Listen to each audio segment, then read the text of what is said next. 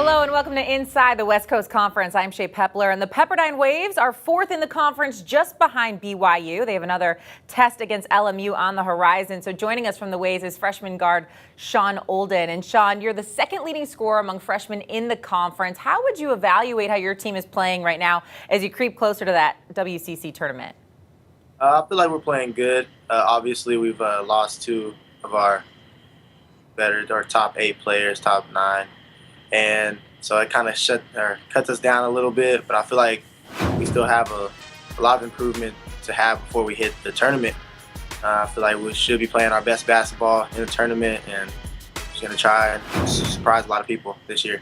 Well, Shawn, you have an interesting story. Prior to arriving in Malibu, your best friend's father emailed the coaching staff and suggested that they take a look at you. The rest is obviously history. Can you take us through that process a little bit? Yeah, so I was playing basketball with my best friend, Josh Davis. He was on the basketball team with me, and we were having a good season. We were winning a lot, and I just wasn't getting, recruited by that many people at all, or not really getting any. I didn't have any offers. So, we ended up winning state.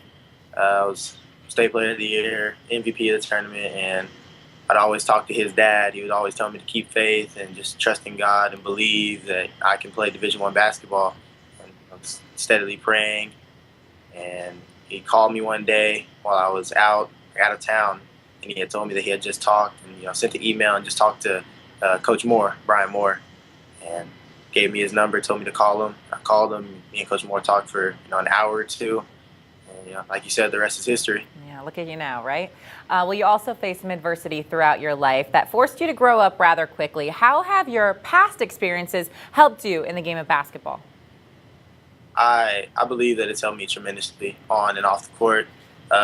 Helped me grow up more off the court. Sophomore, freshman year, having my little brother just forced me to grow up and take the role of trying to play the father figure for my little brother. He means a lot to me. I still see him kind of as a son, but he's obviously my brother. But just trying to be better for him, make better choices. Show him the way of sports. Obviously I wasn't doing anything that was bad, so just trying to be a good role model for him, since at that time he didn't have his father in his life, just like I didn't have my father in my life, and I didn't really have anyone after my granddad passed. So just trying to be there for him and show him the way. Well, he's got a great model to look up to. Shawn and the Waves get another shot against LMU in their final game of the regular season. Thanks so much for the time. Thank you. Well, we now welcome in our college basketball analyst, Stephen Bardo. And Stephen, we're going to take a look at some of the big games going on in the conference. I'll take your prediction and your opinion. Why not? Okay. Let's start with BYU at Portland. The Cougars riding a 4-game win streak. Well, I like BYU in this one. You're talking about a BYU team that leads the conference in scoring. You're talking about also in their first meeting between BYU and Portland gave up 97 points. And the Cougars have won 6 of the last 7. And when you put Tyler Halls, Kyle Collinsworth together, I think Kevin Bailey coming off a season high of 30 is good for Portland, but it's not going to be enough against BYU. St. Mary's at San Francisco. Gales coming off a tough home loss to Gonzaga. The Dons on a 3-game win streak. Well, I look at this one, and the Dons remember that beatdown they got from St. Mary's, losing by 23 points in the first matchup. They're on a 3-game win streak behind Tim Dirkson's 19 points per game. But the Gales will come back from that stinging loss to Gonzaga. Expect Kerry Carter to bounce back after the subpar performance. San Diego is in Spokane to face number 3 Gonzaga. Johnny D and Christopher Anderson, stellar careers, but the Zags are on a mission for that number 1 seed. I don't see them having enough size up front to deal with Karnowski and Sabonis. Too much for Gonzaga. And of course, finally, Pacific is at Santa Clara. Both teams coming off wins in this one. Well, and you're looking at 2 teams that were struggling before those wins, but neither team has really been consistent. I like Jared Brownridge and Brandon Clark.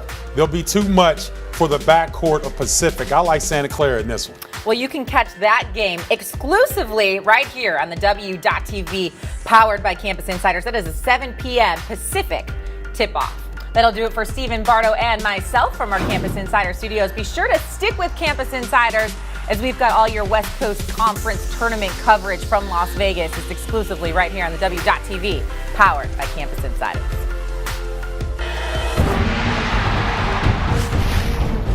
How about the Hoosiers?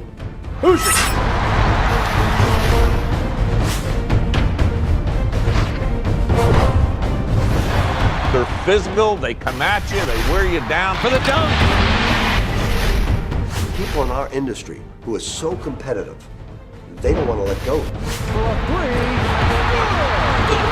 I'm not doing this to get you to love me. I've got a job to do. I ain't gonna lie, it's been in the back of our head and it drove us. You gotta love it! I'm gonna end it with a celebration!